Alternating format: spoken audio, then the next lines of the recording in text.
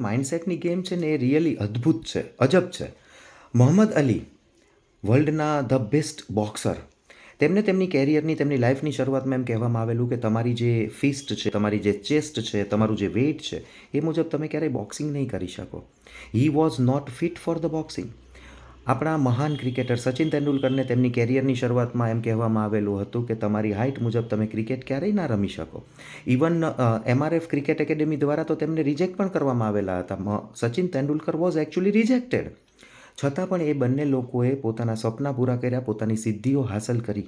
કઈ રીતે આ શક્ય બન્યું? આ શક્ય બન્યું છે એ બંનેના માઇન્ડસેટને કારણે. કારણ કે બંનેના માઇન્ડસેટમાં એમના ગોલ, એમના ધ્યેય બહુ ફિક્સ હતા.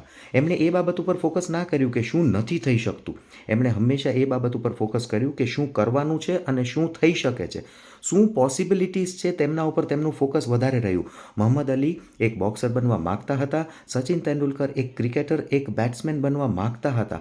તેમણે માત્ર તેના માટેના જ પ્રયત્નો ચાલુ રાખ્યા. તેમનું માઇન્ડસેટ તેમના ગોલ માટે ફિક્સ હતું.